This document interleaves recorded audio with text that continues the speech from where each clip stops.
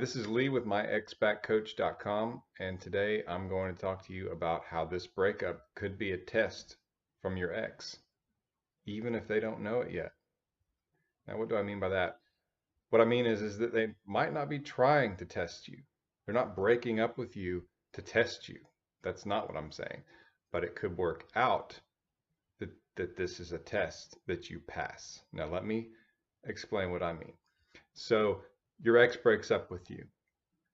And let's say that you react poorly to it. Let's say that you overwhelm them, that you beg, that you plead, you call, you text, you show up to where they live, to where they work, and you just keep talking about the relationship.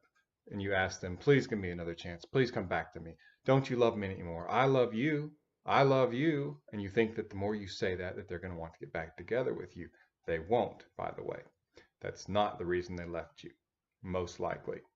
Now, if they say, I don't know if you love me, that's a little different. That might be handled somewhat differently, but the general principles still apply.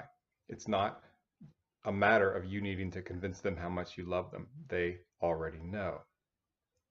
So let's say that you're mistaken about that and you just keep telling them how much you love them. You won't leave them alone. Every time they turn around, they're getting a text from you, a call, maybe an email, and they just can't get away from you. You failed the test because they are going to look back on it.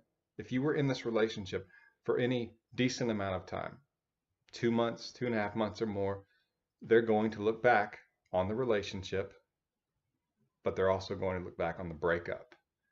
And that's where you are tested, because if they say, I might get back together with them, I'm thinking maybe it could work. Maybe I was being irrational. Maybe I was just having a bad week. We had some good times. I think I'm going to give it another try. Oh, wait. But what if it doesn't work out?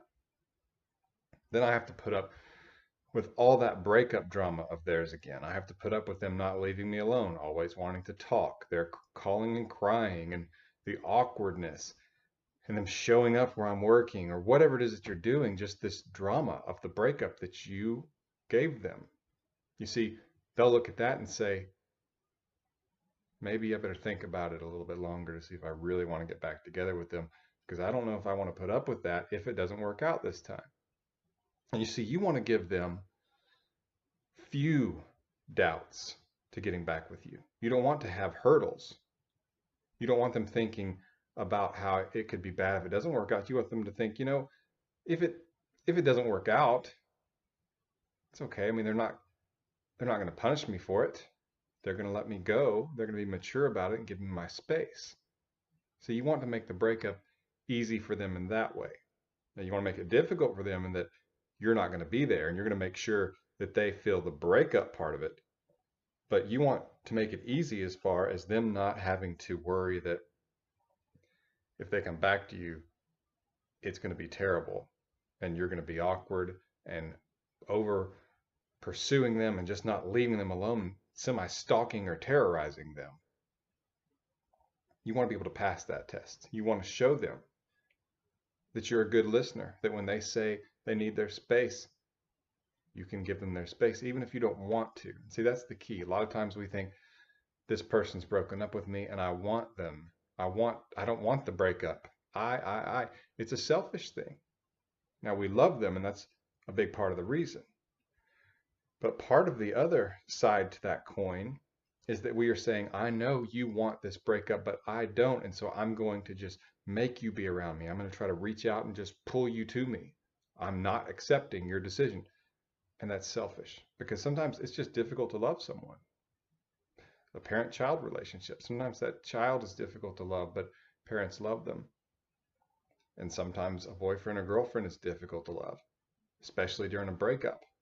It's difficult to love this person because you're wanting them back and you can't have them, and that's difficult. That does not mean that you get to just ignore their wishes. At least you shouldn't if you want them back, because it shows them you're selfish if you do. If you let them have their space, and they know that you care, they know you want them back. When they break up with you, I tell my clients constantly, it's okay to say this is not what I want. I want you, I want us to be together, but I understand that's not what you want. And so I hope that you have a great life with or without me. You know, I wish you all the best. They know that you want to be back together. They know that you don't want the breakup. And so when you show that in spite of that, you can give them what they think they want, you can give them that space and be a mature, reasonable person, it's actually a positive on your side. It's passing the test. It's getting an A on the test or an A plus. So that when they look back on it and they remember the relationship and the good times in your relationship, because if you had a decent relationship, even just decent, they're going to look back on the good times and they're going to, hopefully, most likely, miss you if you leave them alone and allow them to miss you. And I've got another video on that you can find. There's also articles on my website, myexpatcoach.com, about how you can make them miss you. If that happens and they start thinking, maybe I could get back together with this person, you don't want them thinking that if it doesn't work out this time, they have to put up with a horrible, awkward breakup again.